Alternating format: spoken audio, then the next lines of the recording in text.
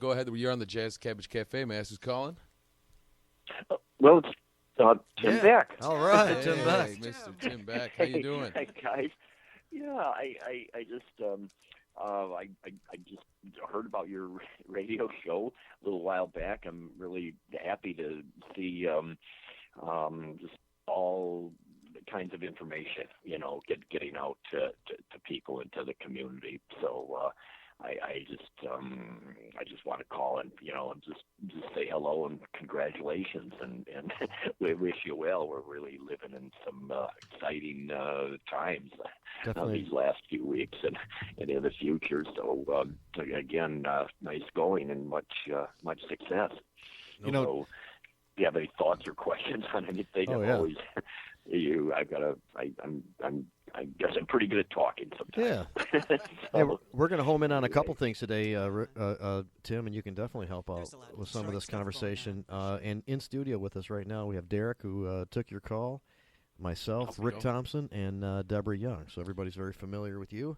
And congratulations on your recent appearance on Off the Record, too, Tim. That was very nice. Great, yeah. But maybe some of our listeners aren't familiar with Tim. When you guys should introduce the man. Well, it was Frank Beckman. It was the Frank Beckman show. Right. I've been on Off the Record before because somebody said it was Off the Record. I've been on, but no, this was Frank Beckman. Actually, I was on WJR. It's a big station, and I was on actually 2 days in a row. I guess I'm Frank's sort of go-to guy for whatever reason over the years on marijuana issues. Because you probably bring him a sack every time he asks you out. Yeah. Well, I actually, it's a funny story, but the way I actually knew who he was and the way I introduced myself, this was years ago, and it was right after, shortly after the new, Medical Marijuana Act went into effect. In 08, and he's a pretty, I would call him conservative, more on the maybe libertarian, especially anti-tax side. And I was at a banquet for him, honoring him by the Michigan Taxpayers Association, and he was a guest speaker. And then afterward, I walked up to him, I introduced myself, whipped out a marijuana cigarette and my ID card. I said, Frank, take a look at this. And his eyes just, oh, my God, whoa. What is this? And, we bantered her out a little bit. I got to have you on my show. And that's how it all started. And, usually by default, I'm on the show because characters like, Bill Shue didn't want to talk to him. Rick Johnson from MRC, he wasn't interested in talking. So he's an expert now. People don't want to talk. Yeah, right. So that's kind of the thing. But I was happy actually to see. I noticed in Mirror's News that today that this new U.S. attorney for the Eastern District, this Schneider, apparently he's not going to make marijuana a priority. And he said that on Frank's show, as a matter of fact. So, yeah. We hope that's true. Certainly, it would be kind of dramatic if he were to start making statements about going after these places at this stage of the game, and it might reflect badly on Schuette coming right directly from his office. I would hope he's got to kind of keep that realistic, not want to worry so much with the work that other people have been putting in and a lot of money invested to get this up and running and to threaten as they are in Massachusetts, actually. Yeah, and for some of our listeners that may not be familiar with the topic, Jeff Sessions just this last week rescinded the Cole memo and said that we are going to re-empower United States district attorneys to go after marijuana use in states where it is legal for medical or for adult use purposes, even if the action is in proportion with state laws. What we've seen in the past, though, before the Cole memo, we still had this threat, and there was something called a 99 plant threshold where they weren't really interested in what you were doing if you had 99 plants or less. And that's, I haven't seen too many instances where I would identify federal action at a level lesser than that. So for the Michigan marijuana patients and population who have a maximum of 72 for a fully loaded caregiver, if you're, in compliance with the law, you shouldn't be running afoul of the feds. But that's not how it always plays out, is it, Tim? and here we are. No. Well, I think, the mystery to me, is at this point is what's this guy doing? I forgot his name. But they've also appointed a U.S. attorney for the Western District, because Michigan is two. There's the Eastern and Western District, and they can't get any information so far out of this guy either. That, of course, as you know, well, in the Lansing 7 case with Brian Basor and all those guys, they ended up in federal prison by the DEA, and this was the attorney in the U.S. attorney in the Western District by the name of Patrick Miles. Right. Running for. We've discussed this on this show. Yeah. Okay. Yeah. So no, that's So okay. that's We can fine. talk about it again, Tim. That's no big deal. But we did want to get to Jeff Sessions, and that's what. And Rick brought it up and outlined it very well. You initiated it, of course, with letting us know that supposedly the Eastern District prosecutor is not going to make state legal cannabis his priority. They did. The prosecutor in Massachusetts is saying that he is not going to make that determination of. He's not going to leave anybody off the hook necessarily. Well, so it'll be interesting to find out. But I also just want to say that for those who don't know, Tim has been around on this issue for many years and was a very big part of getting medical marijuana statewide in Michigan by working years before that on many local initiatives to have cities allow for medical marijuana, although that was mainly symbolic, but still that gave the indications to the MPP and national groups and money that Michigan was ready, and you helped to bring them in. He was my mentor. He brought me into the movement and taught me so much. Mm-hmm. It was just a great wealth of knowledge. And so we aren't where we are really without a lot of work that Tim has done. And he continues to do a lot of stuff too now, but I mean certainly historically that's a big part of the whole thing. So, and you're paying attention and you're still participating in everything. Where are you now? What is your assessment of this? I guess I'm kind of trapped by my own karma. I just can't get out of it. I cannot extricate myself after, being in this for so long and doing all this stuff. I guess for me, at this point, I'm really focusing, simply on this listserv that we have and trying to be as informative to people as possible. And also, people in the media, they still call me, on a fairly regular basis for comment and analysis. And, that's what I've been doing. I think with the current legalization, initiative by the CRMLA, I am not, I'm not involved in it. They asked if I wanted to be involved, but I said no. I simply didn't want to because and I think I said to Jamie privately, I told MPP I'm not temperamentally suited, to be working with their management style. Maybe it's changed now since Rob Campia, is gone or something like that. Probably not. He's threatening to come back to Michigan with a different organization. Oh my God. Yeah, right. Oh yeah, I know. That's a whole other thing. But the deal with them, they've changed to some degree.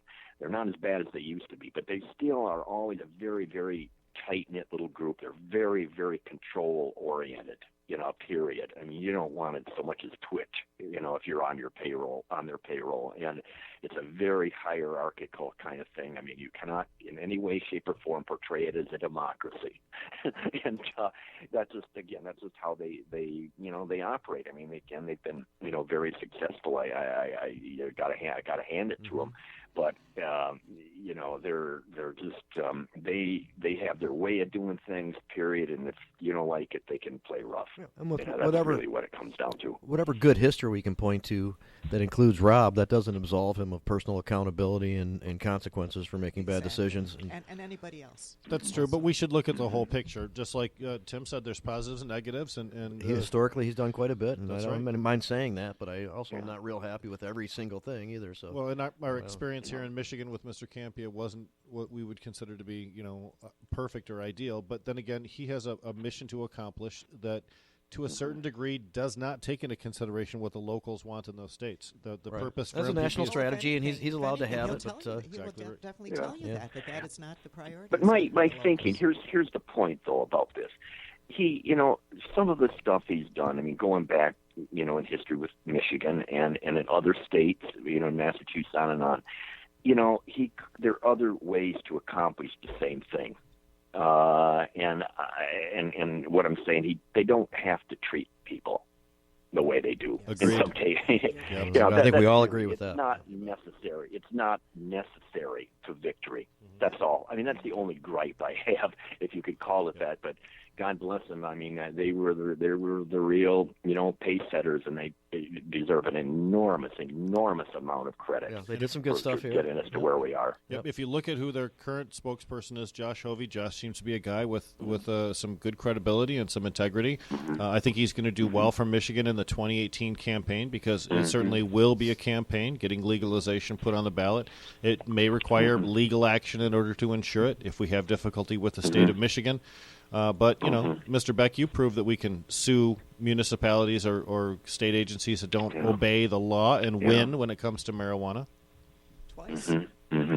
Well, that's right. That's right. They're not. The thing that you have to deal with, one of the ways that they crush people, governmental entities whose money is not the individuals, it's the taxpayers' money, but they have control, and they will use the legal process to break you. That's really what it is, and they will file frivolous, lawsuits, frivolous denials, force you to litigate and bleed you dry. Right. If they can. It's a common technique. A lot of, folks that aren't deeply experienced in the political process aren't really, aware of that factor, and it's sad, but it's true, and very, very common technique. And I fully expect some kind of lawsuit to come up to keep this initiative, the CRMLA, initiative off the ballot. And it was stated by there's this guy Gordon. He's a member of this MRC group. Dykem is a big law firm, and I think Jamie, you were there, and maybe Rick yourself. I think you were there. Debra was there. I was there. Yes, that's right. And you saw his statements and his threats and everything like that. And what happens? Number one, I don't think they're going to be able to prevail. But again, the strategy is, number one, hey, maybe they'll get lucky. Maybe they'll find some technicality. Maybe they'll find some BS thing where it's kept off the ballot. On the other hand, they also get a lot. Even if they lose, they get a huge amount of media attention, so they can get their message out for free about the evils of the initiative and all that. Right, and that's where the Truscott Rossman, the hire, and Josh Hovey's firm has to come in and take advantage of that equal time every time that they spout off like that. Isn't the city of Detroit is pulling shenanigans too, Tim? They are, and we're going to talk about that. But I do want to get right to your thoughts, your analysis on the Jeff Sessions scenario. Ultimately, what does it mean? I'm constantly looking for a silver lining, and I think this was so stupid of a move. I didn't believe that Trump would authorize that. I think there's all kinds of theories floating around, but I think Trump did give the nod. God knows why. On maybe a Pollyanna level, maybe it's just to get Congress to get off their rear end, and actually, do something and deal with the question. That's really where it really needs to be. Either a Hinckley-Rohrabacher kind of thing, advance it, they pass into law, make it states' rights, whatever. But I think it ultimately is going to accelerate the pace to getting Congress to do something. That's really the reality. And we're winning this. And one of the things that people have yet, I think, where have gotten attention is the fact that Canada is going to legalize. I mean, all indications are the entire country of Canada is going to go legal this summer, and that will be a crushing, blow to the prohibitionist crowd when something like that happens in an entire country. And of course, Michigan's right on the border, so we're going to get a lot of positive media attention, on that one. In the meantime, as I said, you gotta be careful. Again, because they may very well, like in Massachusetts or maybe even the Western District, I'm digging to get more information as to what this person is, their philosophy is. But I always put myself in the place of the enemy. What would I do if I were fighting this? Well, if I was a U.S. attorney and a Jeff Sessions believer, I wouldn't go after the little guy. I would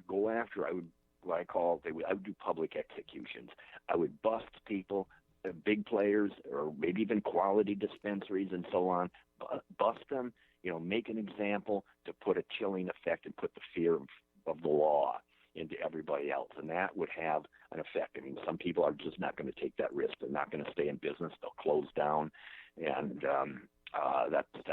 well, I suppose that would be helpful if you're into Jeff Sessions' mindset, of punishment and hysteria and so on. That could happen. That could very well happen in Massachusetts. God help us. I hope that don't happen around here. But like I say, Massachusetts, yeah, and it's all up to those folks. That's what I see. But I do see it accelerating the pace of legalization, ultimately, and forcing Congress to do something. That's the hope, and I think that's what's going to happen. It's also galvanized a lot of advocates and activists at large to get more involved, stay more aware. Yeah, Dad, what we always like to do, Tim, is bring it into the normal range, bring it out into the public, and everybody's talking about it now. The whole country's talking about this. And so we are about to take and one of the beauties of having this time slot, Tim, is that 420 is included. And we're coming up on 420. Oh, excellent. And we take kind of an extra couple of minutes. And today just is to Friday. That's right. It's Friday. It's Tuesday. It's Tuesday, Tim. Okay. Yeah, it's all right. It's Friday in the southwestern corner of the state. Yeah. That's okay.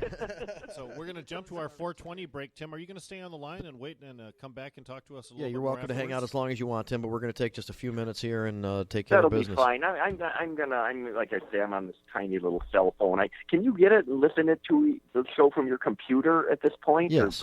Yeah, crbradio.com. Oh, You can you can stream it right there. Okay. Yep. All right. Well, I'm gonna try to get it streamed, so that'll be a little bit easier because I can sip on a martini and That's so uncharacteristic of you. You're celebrating the show today. That's awesome. All right. Yeah. So that's what I'm gonna do. I'm gonna get off of the line and I'm gonna try to tune in so I can listen it from my computer. All right. Give us a few minutes. We're gonna take care of some 420 business. Thanks a lot, Terrific. Tim. We'll talk to you soon. All right. Thank you. Bye. All right. Happy 420. We'll see you when we get back.